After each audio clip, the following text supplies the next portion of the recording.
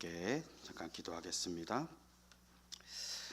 사랑과 은혜의 하나님 아버지, 오늘도 거룩한 주일 주님의 말씀 앞에 우리를 세워주시니 참으로 감사합니다.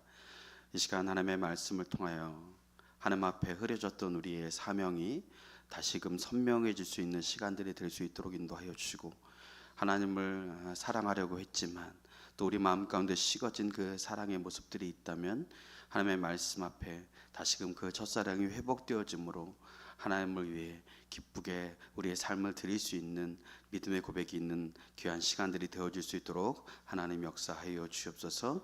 이 시간도 우리의 믿음의 성벽이 온전히 재건되어짐으로 말미암아 우리의 삶 가운데 악한 사단이 틈타지 못하도록 늘 우리를 붙들어 주시고 하나님의 나라가 우리의 삶 가운데 충만히 임하여 줄 수 있도록 주님 역사하여 주옵소서. 감사드리옵고 예수 그리스도의 이름으로 기도드렸습니다. 아멘. 오늘은 우리가 느헤미야서 12장의 말씀 전체를 본문으로 함께 성벽 위의 찬양을 이라는 제목을 가지고 함께 말씀을 나누고자 합니다. 이 말씀을 묵상하면서 참 마음에 여러 가지 감격과 또 가슴 벅찬 그런 환상들을 보는 것과 같은 그런 모습들로 이 말씀을 묵상하게 되었는데요. 여러분들은 인생을 살아가면서 가장 가슴 벅찼던 순간들이 언제였나요? 어떤 분들은 또 자녀들은 뭐 대학을 입학하거나 또 결혼을 하거나 또 좋은 내가 원하는 취업을 한다든지 시험에 합격한다든지 또 우리가 살다 보면 또 여러 가지 긴 공사를 마치고 새 집으로 이사하게 될 때 또 혹은 불가능했던 그런 목표들이 또 눈물과 기도로 완수되었을 때 우리는 큰 기쁨과 감격 가운데 우리의 마음을 이렇게 하나님 앞에 드릴 때가 참 많이 있죠. 원래는 이번 주말부터 이제 우리가 신방을 계획을 하고 있었는데 지난 주간에 이제 어제죠. 이제 기업 신방을 이제 시작으로 이제 앞당겨서 조금 시작을 하게 되었는데요. 공교롭게도 이제 두 군데가 다 이제 기업 신방 또 동일하게 또 사무실을 이전하는 그러한 이전 감사 신방으로 함께 예배를 드렸습니다. 아직 짐이 다 완벽하게 정리되어지지는 않았지만 그런 분주함 가운데서도 이렇게 새로 시작하는 그 터전 위에 예배의 제단을 먼저 쌓고자 신방을 요청하셔서 제가 또 기쁜 마음으로 함께 가서 예배를 인도하고 또 말씀을 증거했습니다. 그 모습들을 바라보며 참 기뻤습니다. 또 하나님 앞에 감사했습니다. 어제 뭐 신방을 통해서 말씀도 한 군데서 이렇게 증거하면서 르호봇의 하나님에 대해서 이제 말씀을 드리기도 했지만 이삭이 다툼을 피하고 분쟁을 피해서 결국은 우물을 파고 그곳에서 정착하면서 하나님께서 르호봇이라는 이름을 그 우물에 주시고 그 지경을 넓히셨다라는 의미의 그 샘을 파괴하시죠. 어제 기업을 신방하며 하나님 그렇습니다. 지금 이렇게 인간의 생각으로 또 하나님의 인도하심 가운데 이렇게 이사를 했지만 이곳이 르호봇의 은혜가 임하는 정말 이들의 삶 가운데 이들의 기업 가운데 하나님의 지경이 넓혀지는, 그래서 이곳에서 드려지는 이 예배를 통해 하나님 앞에 온전히 정말 기쁨이 되어지는 그런 기업들이 되게 해달라고 하나님 앞에 기도를 드렸습니다.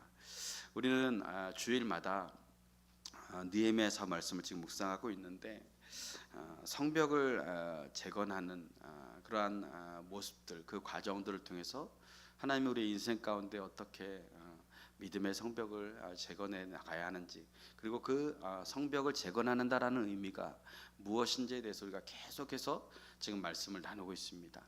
그 이유는 이 성벽이 지켜질 때 우리의 믿음이 지켜질 뿐만 아니라 우리의 신앙이 지켜지고 하나님이 우리에게 주신 그 사명의 자리에서 흔들림 없이 살아갈 수 있기 때문에 그렇습니다. 그래서 그들의 마음에는 하나님의 깊은 사랑과 감격이 이 성벽 재건과 함께 밀려들기 시작했다라는 것입니다. 우리가 집 하나를 이사해도 감격스러워서 잠을 못 이룰 때가 참 많이 있습니다. 그런데 이처럼 나라가 빼앗기고 또 자신들을 보호할 수 있을 것이라고 여겼던 성벽이 회파되어지고 성전이 무너졌던 그 자리에서 이제 그 모든 것들이 다 회복되어지고 이제 마지막 작업이었던 이 성벽이 재건되어졌을 때 그들은 아마 빼앗겼던 주권을 다시 회복할 수 있었던 것과 같은 그러한 큰 기쁨 가운데 그들은 하나님 앞에 예배할 수 있었을 것입니다. 특별히 우리 장로님이 또 기도를 통해서 3.1절 또 기념하며 이렇게 언급해 주셨지만 107년 전에 이 땅 가운데서 3.1운동이 일어났죠. 1919년에 일제 강점기 시대 때에 우리 한 민족이 일본의 식민 통치 한거에서 자주적인 통일, 자주 독립을 이제 선언하고 대규모로 비폭력 그 운동을 만세 운동을 전개한 것을 기념해서 이 3.1 운동이 시작되었습니다. 당시 탑골공원에서 이제 민족의 대표인 33인이 이제 독립선언서를 낭독하고 그것을 이제 배포하면서 만세 시위를 시작하게 됐죠. 이 운동은 4개월간 계속 지속되어집니다. 그리고 1,500회라는 굉장히 큰 횟수를 통해 이 나라 전역에서 이 운동이 일어나게 됩니다. 그 결과로 이제 대한민국 임시정부가 수립이 되어지는 기점이 마련되어지고 그것을 통해서 이제 본격적으로 이런 어떤 해방 운동이 이제 진행이 되어지죠. 아마도 지금 이 느헤미야와 이 유다 백성들은 비록 나라를 되찾은 것은 아니지만 그들의 마음에도 이 성벽이 재건되었을 때 아마도 하나님 나라의 백성이 이제 백성으로서의 주권이 회복되었구나. 하나님께서 이제 우리를 지켜주시고 우리도 이제 하나님 앞에 다시 잃어버렸던 믿음, 잃어버렸던 그 하나님의 백성으로서의 정체성을 회복할 수 있겠구나라는 생각들 때문에 밤잠을 설치고 감격하고 기쁨 가운데 있었을 것입니다. 당시 느헤미야와 유다 백성들에게 성벽 재건은 단순한 토목공사가 아니었습니다. 그것은 멸시와 조롱 속에서 52일간 그들이 밤낮으로 칼과 삽을 들고 싸우며 지켜냈던 신앙의 자존심이었죠. 오늘 본문은 대적들과 영적 싸움으로부터 승리를 이룬 그 성벽을 하나님 앞에 이제 봉헌하는 봉헌식을 보여주고 있습니다. 유다 백성들에게 이 봉헌식은 오늘 죄와 사망에서 우리를 건지시고 복음을 지켜내게 하신 그 영적 사토 속에서 그 믿음의 성벽을 완공하여서 오늘 이 시간 믿음을 지켜나가고 있는 이 주일 예배를 드리는 여러분에게 똑같은 이 주일의 기쁨과 똑같은 이 봉헌식의 모습들을 우리에게 보여주고 있다는 사실입니다. 특별히 이 봉헌식의 의미를 먼저 살펴보고 성벽을 재건한 이스라엘 백성들과 오늘 우리가 재건해야 할 그런 믿음의 성벽 앞에서의 봉헌식 그 기쁨의 예배가 무엇인가 우리가 함께 살펴보며 큰 은혜를 나누고자 합니다. 성벽 봉헌식은 단순히 준공 기념식이 아니고 그것은 무너졌던 믿음이 이제 완전히 회복되었다라는 그런 어떤 무너진 삶의 황폐한 그들의 삶이 이제 구원받았다라는 그런 어떤 선포와도 같은 그런 신앙 고백적인 예식입니다. 그래서 이 공동체의 정체성을 다시 세우는 이 영적 선언문 앞에 이스라엘 백성들은 너무나 크게 감동할 수밖에 없었죠. 마치 솔로몬이 이제 아버지의 뜻을 따라 성전을 봉헌했을 때 그 성전의 봉헌 앞에서 하나님이 불로 임하셨고 이스라엘 백성들이 하나님 앞에 다시 한번 기도함으로 하나님 앞에 감사하며 나아갔던 그 모습들을 연상케 합니다. 이 오늘 봉헌식은 첫째로 하나님의 주권을 인정하는 고백이었습니다. 그래서 성벽은 사람들의 땀과 수고로 세워졌지만 그 봉헌식은 그 모든 과정을 하나님께서 함께 하셔야만 이룰 수 있었음을 이들이 고백했다라는 사실이죠. 그래서 그들이 하나같이 이야기하는 게 뭐냐면 우리가 했다라고 하는 것이 아니라 하나님께서 이루어 주셨습니다. 하나님께서 여기까지 역사해 주셨습니다. 라는 신앙의 고백이 이 봉헌식 가운데 있었다라는 것이죠. 그래서 봉헌은 왕공의 자랑이 아니라 하나님의 은혜를 인정하는 것이었습니다. 여러분, 우리가 이 시간 주일 예배 드리는 것은 우리가 주일 예배를 드렸다가 아니라 이 주일의 은혜를 통해서 하나님이 우리 가운데 역사하셨다라는 신앙의 고백이 있는 자리인 줄로 믿습니다. 그래서 우리는 날마다 이 자리에 오면서 이 봉헌식을 드리는 것과 같이 정말 성벽이 완공되어져서 그들의 삶이 지켜진 것과 같이 우리가 이 주일 예배를 드리면서 하나님, 우리의 신앙이, 우리의 믿음이 하나님 앞에 완전히 지켜진 줄로 믿습니다. 그러한 믿음으로 날마다 승리하며 나아가는 저 여러분들이 되어주시길 축복합니다. 두 번째로 봉헌식은 회복의 완성을 알리는 선언이었습니다. 이 예루살렘 성벽은 단순한 건축물이 아니라 공동체의 안정과 정체성을 드러내는 그러한 공사였던 것이죠. 그래서 무너진 성벽은 수치와 패배를 의미했지만 다시 세워진 성벽은 이 하나님의 백성으로서 이제 회복되었음을 그들이 선포하는 것입니다. 그들이 그동안은 나라를 빼앗겼습니다. 이방 민족에게. 그리고 성전이 회파되었고 성벽이 무너졌습니다.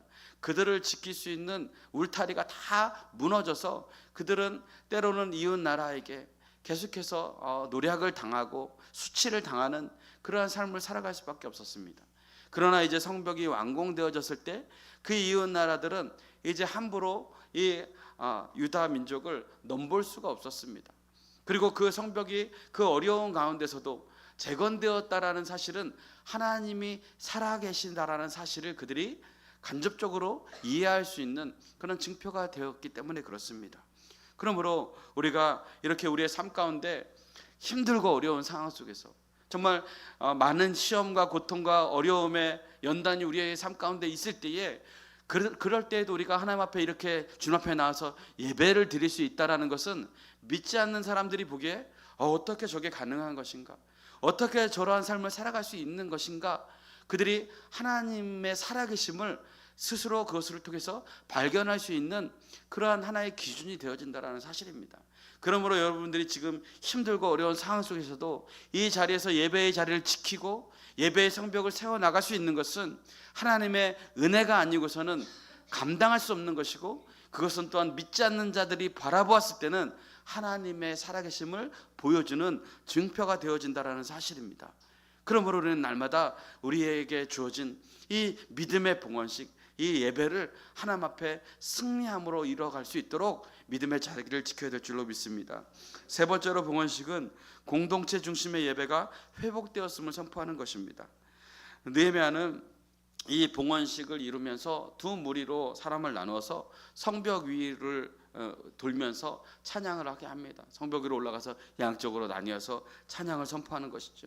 이것은 어떤 개인의 기쁨을 넘어서 공동체 전체가 하나님 앞에 예배하는 것입니다. 그래서 이 봉헌은 건물이 아니라 공동체의 마음을 하나로 묶어주신 하나님 앞에 영광을 돌려드리는 것입니다.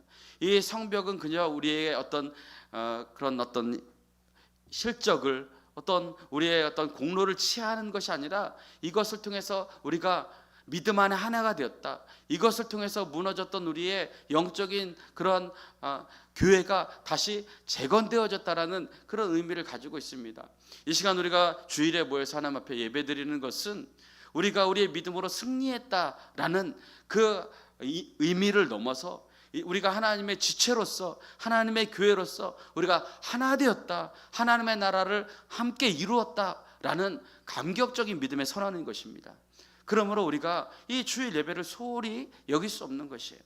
우리는 하나님 앞에 하나님의 지체로서 하나님의 교회를 세우기 위한 벽돌 한 장 한 장과 같은 그러한 연약한 모습들이지만 결국 그 벽돌 한 장 한 장이 모여서 강력한 성벽을 이루고 하나님의 성을 지키는 그런 놀라운 일들이 이루어지는 것처럼 여러분의 작은 믿음 하나하나가 모여서 결국은 견고한 하나님의 나라를 세워나가고 지켜나가는 그런 교회로서의 역할들을 감당하게 되어질 줄로 믿습니다. 요즘 많은 교회들이 대신방을 하지 않아요. 제가 주변에 많은 목사님들과도 이야기를 하면서 그런 얘기를 해요. 신방을 왜 하냐 그래요. 요즘에 성도들이 바빠서 싫어하는데, 집에 오는 거 싫어하는데 왜 자꾸 하냐는 거예요. 그래서 아니다, 우리 교회는 좋아한다. 우리 교회는 서로 오라 그런다. 제가 막 이래요. 그랬더니 이해할 수 없다는 듯이 거기는 요즘 분들이 안 계시냐고 그러시는 거예요. 그래서 다 요즘 분이다. 이 시대를 선도하는 분들이다. 다 막 그렇게 얘기를 하는데도 근데 왜 생각이 요즘 같지가 않냐라는 거예요. 그래서 우리는 우리의 생각은 요즘 같지 않고 우리의 생각은 성경적이다라고 이야기를 하면서 제가 이제 막 맞대응을 합니다. 그랬더니 그럼 우리 교회 가서도 좀 한번 해봐야 되겠다고 막 이제 걱정 어린 눈으로 얘기를 하더라고요. 그래서 우리 교회에서 하는 이 이유는 여러분의 삶을 지키는 것이 우리의 노력과 우리의 재능과 우리의 물질이 아니라 하나님이기 때문에 그렇습니다. 하나님이 우리의 가정을 지키셔야 우리의 가정이 지켜지는 것입니다. 우리의 사업이 잘 되고 우리의 자녀들이 잘 된다 그래서 우리의 가정이 지켜지는 것이 아닙니다. 그렇게 이야기한다면 세상에 성공하는 사람들의 가정들은 다 평안하겠죠. 그러나 그렇지 않아요. 하나님의 나라는 하나님이 다스려 주셔야, 하나님이 통치하시는 곳이 되어야 그곳이 복된 자리가 되어지는 줄로 믿습니다. 그러므로 성벽 위에서 무기로 방어를 하기 위해서 그들이 그곳에 서는 것이 아니라 그곳에 서서 먼저 찬양과 기도로 이 성벽을 하나님 앞에 올려드리는 것입니다. 여러분, 우리의 인생의 성벽이 지켜지기 위해서 그래서 중요한 건 뭐냐면요, 돈이 아니에요. 좋은 아파트, 좋은 차가 아닙니다. 안정적인 직장 아니에요. 하나님을 찬양하는 예배의 단, 기도와 찬양의 무기로 우리의 성벽을 지켜나갈 때 하나님의 지키시는 놀라운 은혜가 있는 줄로 믿습니다. 네 번째로 봉헌식은요, 기쁨의 신앙을 회복하는 자리입니다. 본문은 예루살렘의 즐거움이 멀리 들렸다라고 이야기를 하고 있어요. 여러분, 우리의 예배의 기쁨이 멀리 들려지길 소망합니다. 여러분이 하나님을 예배하는 기쁨이 여러분을 아는 사람들, 여러분들의 직장과 여러분들의 인친척들 사이에서도 여러분들이 예배드리는 그 기쁨을 바라볼 수 있기를 소망합니다. 포로 생활과 재건의 고단함을 지나서 그들은 마침내 기쁨이 회복되어졌어요. 봉헌식은 고난의 시간을 통과한 자들에게 주어지는 하나님의 위로와 감격입니다. 여러분, 이 땅에 하나님이 주신 진리가 뭐예요? 수고한 대로 거두는 것 아니겠습니까? 땀 흘려 수고한 것을 거둘 때만큼 큰 기쁨이 없는 것입니다. 그죠? 그것은 진리예요. 그것은 신앙 안에서도 통용이 되어집니다. 많은 사람들이 하나님 앞에 예배 드리지만 왜 하나님이 내 기도를 들어주시지 않는가? 왜 하나님은 내 삶 가운데 역사하시지 않는가? 왜 하나님은 나의 이 고난을 그냥 두고 계시는가? 라고 의문을 품는 분들이 있습니다. 그러나 우리가 또 한 번 생각해 봐야 되는 것은 뭐냐면, 하나님이 우리에게 응답하여 주실 만큼 우리가 하나님 앞에 최선을 다하고 있는가? 우리가 정말 하나님을 믿는 믿음으로 살아간다고 고백하는 것만큼 우리는 주님을 세상 가운데 부인하지 않고 살아가고 있는가?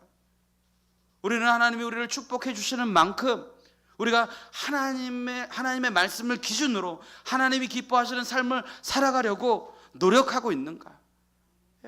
그것이 우리 가운데 먼저 선행되어져야 되는 것입니다. 하나님은 이러한 우리의 모든 수고와 이런 질서 앞에 우리가 하나님의 말씀을 따라 살아갈 때 하나님은 우리에게 공급하여 주시는 힘을 통하여 우리에게 길을 열어주시고 우리의 필요를 채워주시는 것입니다. 그러므로 여러분, 우리가 하나님을 위해서 거룩한 도전을 하시고 하나님을 위해서 우리가 우리의 믿음을 지켜나가기 위해 애쓰는 그러한 부단한 노력들을 게을리해서는 안 되는 것입니다. 하나님의 응답을 받고 싶습니까? 그럼 기도해야죠. 하나님의 인도하심을 받고 싶다면 하나님의 말씀 앞에 나를 날마다 세워야 되는 것입니다. 그래야만 우리의 영이 사는 겁니다. 그래야만 우리 안에 하나님의 기적이 일어나는 것이에요. 특별히 우리 자녀들이 기쁨의 봉헌식과도 같은 이 예배의 자리로 나오는 것이 저는 우리 교회에서 가장 큰 제가 세운 과업입니다.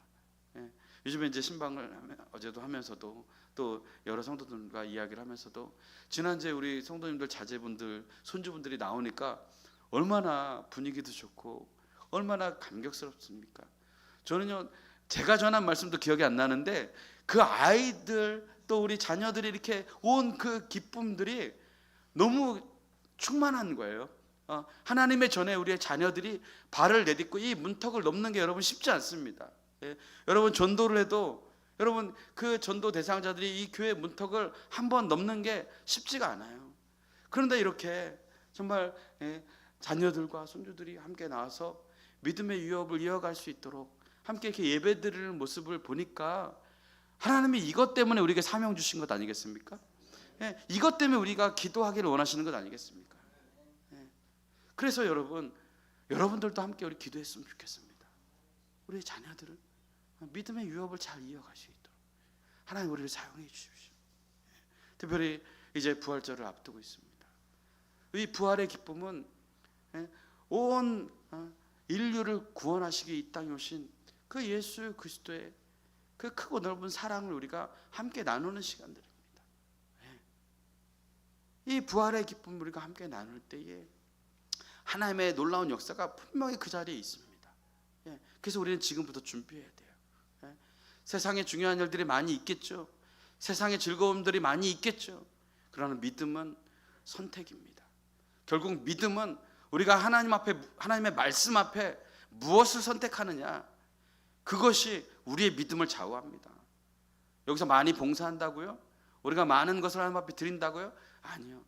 그 이전에 하나님 앞에서 내가 무엇을 우선순위를 두고 무엇을 선택하느냐, 그것이 중요한 것입니다. 그것을 잊어서는 안 돼요. 여러분들이 자녀들 앞에서 왜 여러분들의 말에 권위가 없는지 아십니까? 오늘날 왜 많은 성도들의 말이 우리의 자녀들에게 아무런 영향을 끼치지 못하는지 아십니까? 그것은 하나님을 믿는다라고 이야기하고 바쁘게 살아가지만 그 바쁨 속에서 하나님의 말씀 앞에 나를 세우지 않고 그 말씀의 기준 앞에 세상 사람들과 별 다를 거 없이 세상의 정욕을 위해서, 세상의 즐거움을 위해서 선택할 때 자녀들은 우리 부모도 별 수 없구나, 하나님 정말 살아계신가? 라는 의심을 하게 된다는 것입니다. 우리는 마귀에게 틈을 주어서는 안 됩니다. 마귀에게 틈을 주지 않기 위해서 우리는 기도하는 것이고 하나님의 말씀을 묵상하는 것입니다. 하나님의 말씀을 몇 번 읽었다, 몇 번 통독했다가 우리의 자랑이 되어지는 것이 아니라 하나님의 말씀, 이 말씀을 지킬 수 없는 상황, 그 상황 속에서 나는 이 말씀을 붙들고 내게 능력 주시는 자 안에서 내가 이 모든 것을 능히 이겼다라는 믿음의 고백이 있어야 되지 않겠습니까? 좀 우리 교회가 그런 교회가 됐으면 좋겠습니다.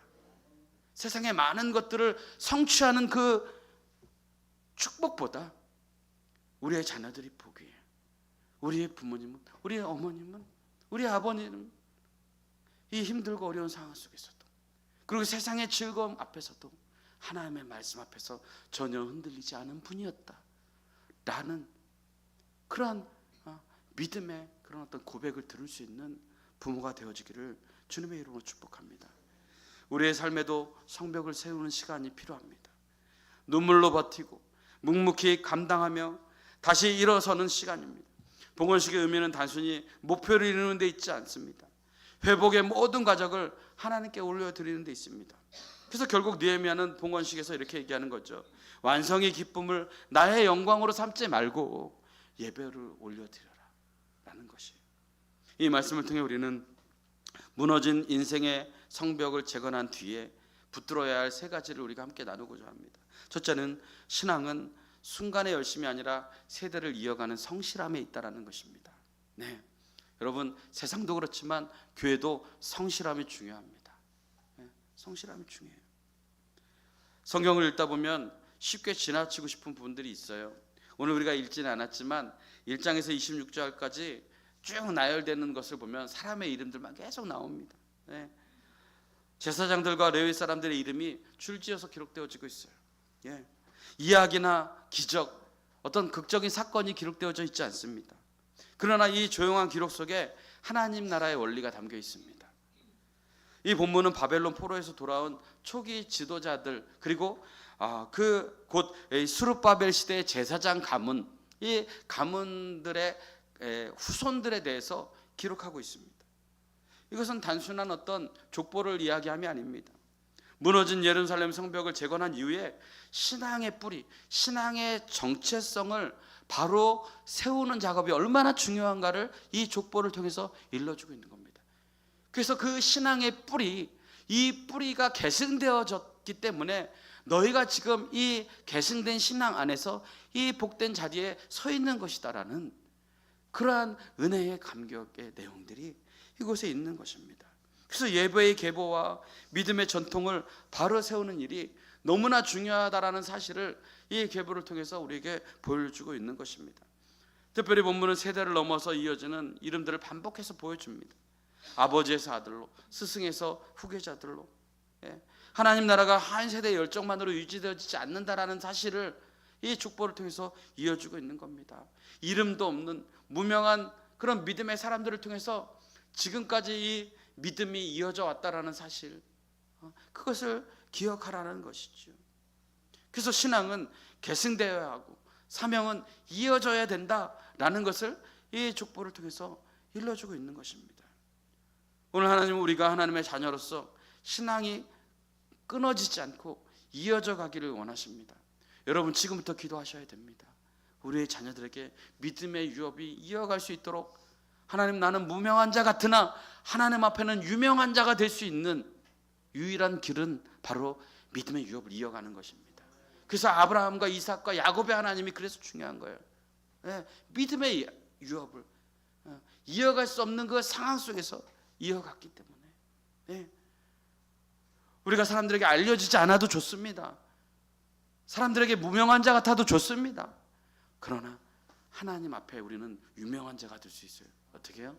믿음의 유업을 이어간다면. 그들의 이름은 오늘날 우리에게 낯설고 발음하기도 힘들어요.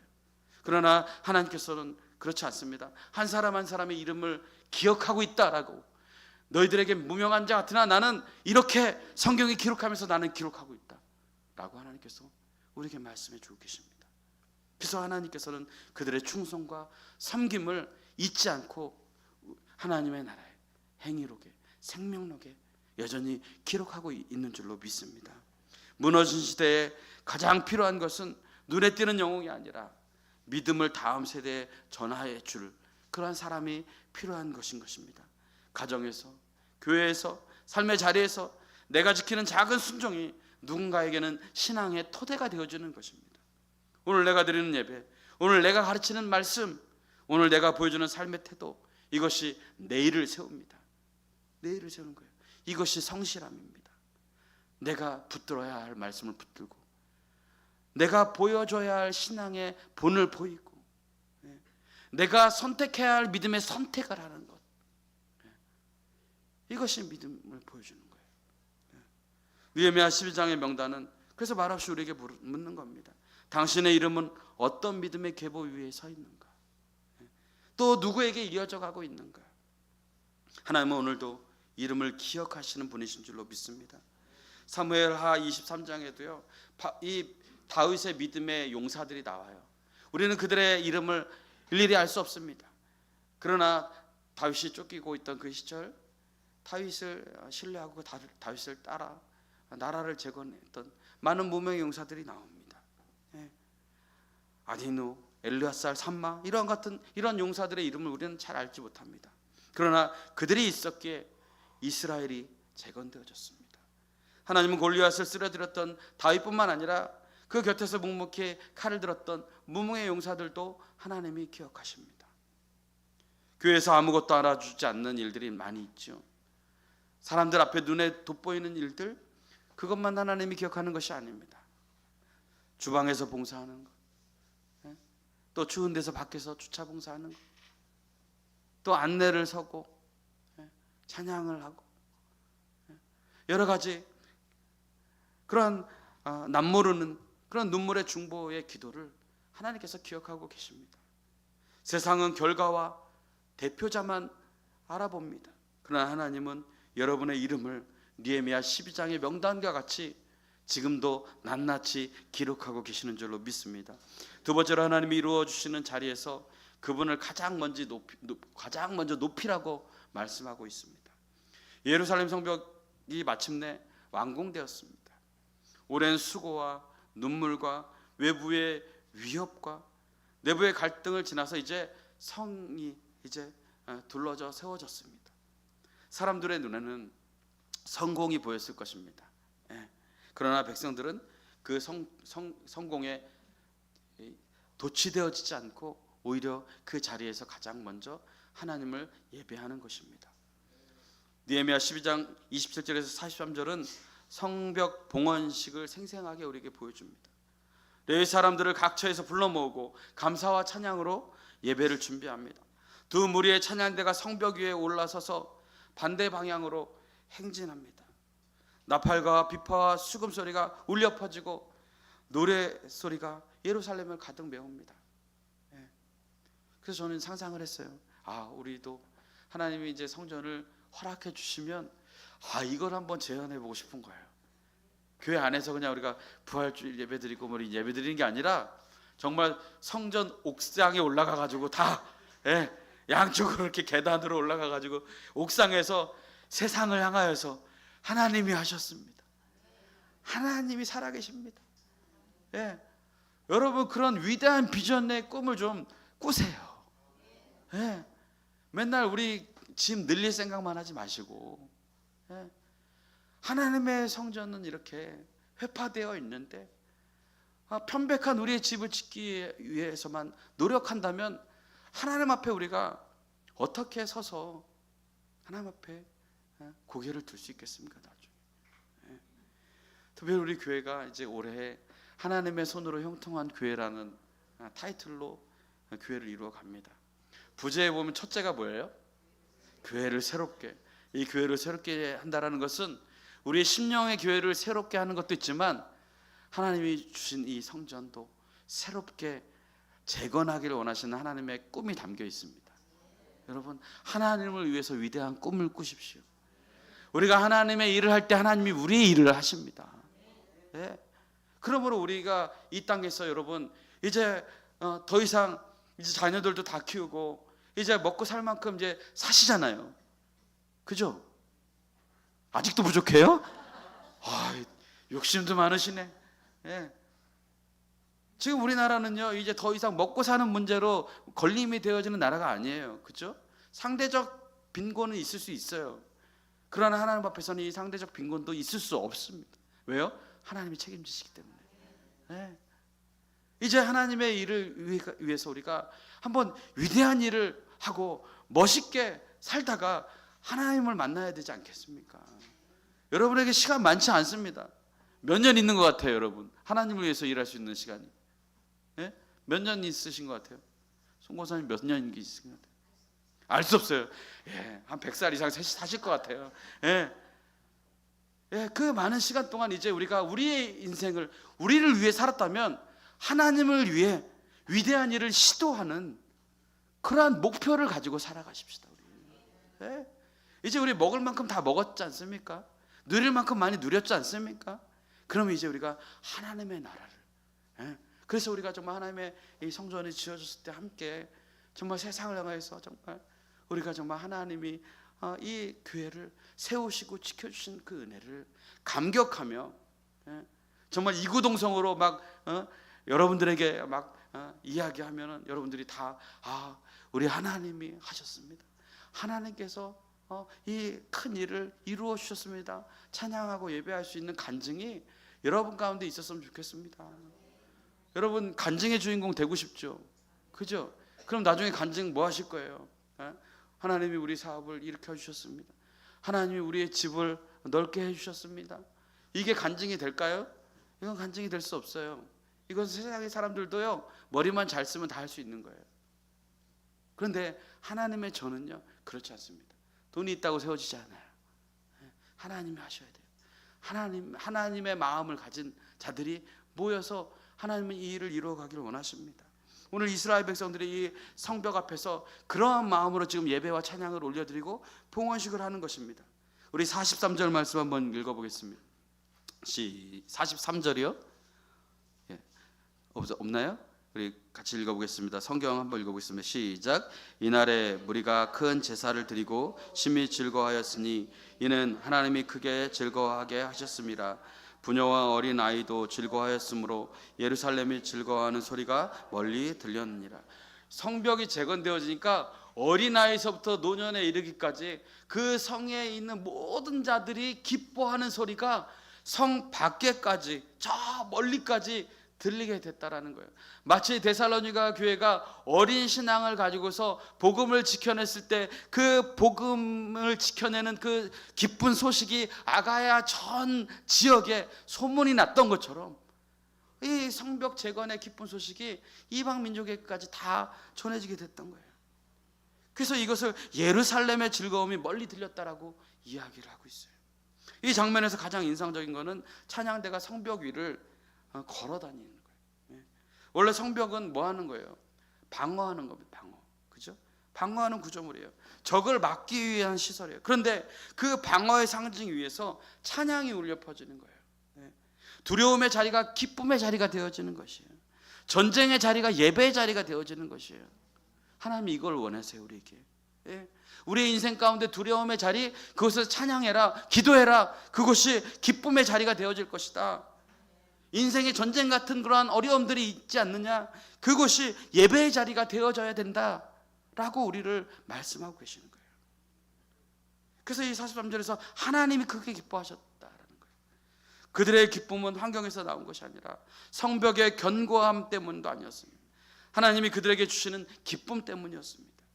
회복의 본질은 그래서 구조물이나 어떤 내 손에 잡히는 어떤 그런 물건 때문이 아니라 하나님과의 관계에서 있는 거예요. 하나님과의 관계. 그래서 하나님의 임재가 뭐예요? 하나님의 얼굴을 대면한다라는 거잖아요. 얼굴이 임재잖아요. 그죠? 우리의 기쁨은 하나님의 임재 가운데 있는 겁니다. 이 자리에서 우리가 예배 드릴 때 우리의 기쁨은요, 그냥 어떤 찬양의 리듬에 맞춰서 즐거움을 얻는 것이 아니라 하나님을 대면하고 하나님을 만나는 그 임재가 있기 때문에 우리 가운데 기쁨이 있는 거예요. 그래서 우리는 날마다 하나님 임재하여 달라고 기도하는 것 아니겠습니까? 우리는 인생의 여러 성벽을 쌓습니다. 문제를 해결하고 목표를 이루고 삶의 기반을 다집니다. 그러나 중요한 질문이 남습니다. 그 성벽 위에서 우리는 무엇을 하고 있는가? 불안을 지키고 있는가? 아니면 하나님을 찬양하고 있는가? 성취는 끝이 아니라 그래서 예배의 시작이 되는 것이에요. 우리가 무언가를 다 이루었을 때 사람들은 어떻게 합니까? 이제 고생했으니까 어디 놀러 가야지. 이거 다 했으니까 이제 좀 내가 마음 편하게 좀 쉬어야지. 그러나 여러분, 성경은 그렇게 얘기하잖아요. 성취한 것의 끝, 성취는 끝이 아니라 예배가 시작되는 자리라는 거예요. 문제가 해결되었을 때 우리는 안심하기보다 그래서 감사해야 합니다. 안전이 확보되었을 때 우리는 방심하기보다 하나님을 높여야 합니다. 성벽은 우리의 노력이 쌓은 결과처럼 보이지만 완성하게 하신 분은 하나님이십니다. 그러므로 완성의 자리는 자랑의 무대가 아니라 찬양의 자리가 되어야 될 줄로 믿습니다. 세 번째로 부흥은 감정이 아니라 지속적인 충성의 구조 위에 세워집니다. 느헤미야 12장 44절에서 47절은 성전 봉헌식 감격 이후에 평범한 장면을 우리에게 보여줍니다. 그것은 노래와 제사가 울려 퍼지던 장면과는 달리 이 본문은 곡간을 맡은 사람들, 11조를 모으는 일들, 제사장과 레위 사람들의 몫을 구분하는 어떤 행정적인 질서를 체계화시키고 있습니다. 언뜻 보면 이거는 영적인 감동과 좀 멀어 보여요. 기도해서 하나님이 응답해 주시고 기도해서 하나님이 우리 필요를 채워주시고 이러면 좋은데 그게 아니에요. 행정 질서를 만들어요. 이것은 왜 그러냐면 공동체의 부흥이 지속되어질 수 있도록 구조적으로 체계를 만드는 것입니다. 여러분, 우리가 교회에서 신앙생활하지만 우리가 그냥 은혜가 중요하다 그래서 모든 것을 그냥 은혜대로 할 수 없잖아요. 그죠? 체계가 있어야 됩니다. 조직이 있어야 되고요. 그 조직 안에서 이 은혜를 더욱더 극대화시킬 수 있는 것입니다. 이스라엘 백성들은 하나님께서 정해 주신 이 규례대로 첫 열매와 11조를 드렸습니다. 그것을 관리할 사람들을 세웠습니다. 노래하는 자와 문지기까지도 세웠어요. 예배가 감정에 머물지 않고 삶의 구조 속에서 그것이 확장되어질 수 있도록, 감격은 순간이지만 헌신은 결국 시스템으로 이어집니다. 그래서 44절 아까 다시 비춰주겠습니다. 시작. 이는 유다 사람들이 섬기는 제사장들과 레위 사람들로 말미암아 즐거워하기 때문이라. 온 유다가 노래하는 자들과 레위 사람들로 말미암아서 즐거워했다라는 것, 기뻐했다라는 것이죠. 이 표현은 굉장히 인상적입니다. 눈에 띄는 지도자만이 아니라 예배가 가능케 하는 숨은 섬김의 공동체가 이 교회를 위해서, 성벽을 재건하기 위해서 섬겼다라는 겁니다. 그래서 그 공동체를 존중하는 겁니다. 섬김의 공동체 하나하나를. 교회 안에서 우리가 그래서 봉사하는 사람들을 섬기잖아요. 잘 세우잖아요. 교회예요. 교회가 더 견고히 구조적으로 흔들림 없이 세워져 나가야 되기 때문에 그렇습니다. 그죠? 그럼 목사가 목사의 자리를 지키지 못하고 봉사하는 자들이 봉사의 자리를 지키지 못하면 어떻게 됐습니까? 아무리 우리 가운데 은혜가 있어도 낙심하고 흔들리게 되고 자꾸 예배가 깨어지는 그런 모습들을 갖게 되겠죠. 그죠? 그래서 우리가 성벽에 있어서 가장 중요한 것들이 뭡니까? 우리가 맡겨진 그 성벽의 자리에 틈이 생기지 않도록 우리가 그것을 지켜나가는 것이 필요합니다. 어떤 분은 기도로, 어떤 분은 정말 여러 가지 봉사와 섬김으로, 어떤 분은 물질로 우리에게 맡겨진 그 청지기의 사명을 잘 감당하며 나아갈 때 우리가 마귀에게 틈을 주지 않고 하나님의 나라를 견고히 세워나가게 될 줄로 믿습니다. 오늘 우리의 신앙을 돌아봐야 합니다. 우리는 종종 큰 은혜의 순간을 사모합니다. 집회나 기도회, 또 특별한 체험, 이런 것들을 우리는 원할 때가 많이 있습니다. 그러나 그 감동이 일상의 질서와 책임으로 이어지지 않는다면 그것은 오래가지 못합니다. 그것이 오래 지속되기 위해서는 시스템이 필요하고 또 구조적인 조직이 필요한 것입니다. 그렇다고 그것에 의존해서 가라는 것이 아니라 그것을 지혜롭게 잘 감당할 수 있도록 운영해서 온 성도들이, 하나님의 백성들이 하나님의 나라를 질서 있고 긍휼 있게 세워나갈 수 있도록 함께 힘써야 된다는 것입니다. 하나님의 나라의 일은 특별히 한 사람이 아니라 맡겨진 역할을 꾸준히 감당하는 사람들을 통해서 유지됩니다. 눈에 띄지 않는 재정관리, 질서 유지, 반복되는 섬김, 이 모든 것들이 예배를 지탱해 나갑니다. 그래서 우리가 서 있는 자리에서 기쁨으로 책임을 감당할 때 공동체는 흔들리지 않습니다. 그러므로 우리 함께 인사해 볼까요? 당신이 흔들리면 공동체가 흔들립니다.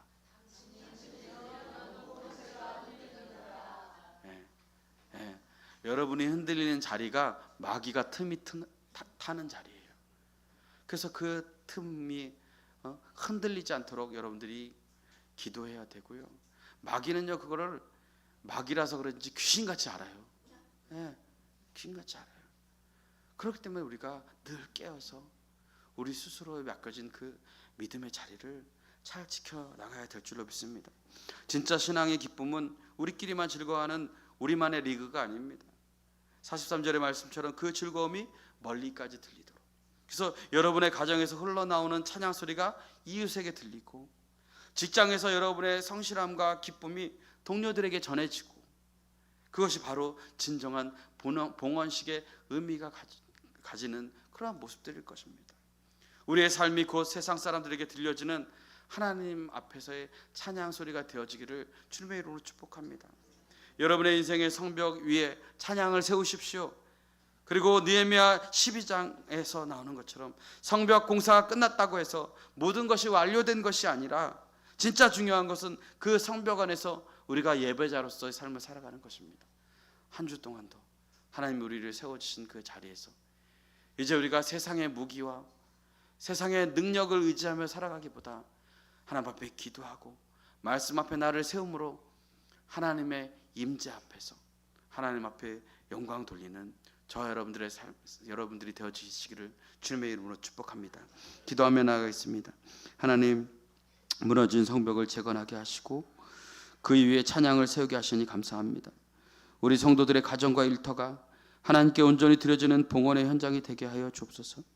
우리의 입술의 찬양이 담장을 넘어 세상 끝까지 들려지게 하여 주시고 우리의 믿음의 소문을 통하여서 이웃들이 하나님을 알아갈 수 있도록 우리를 복음의 통로로 사용하여 주옵소서.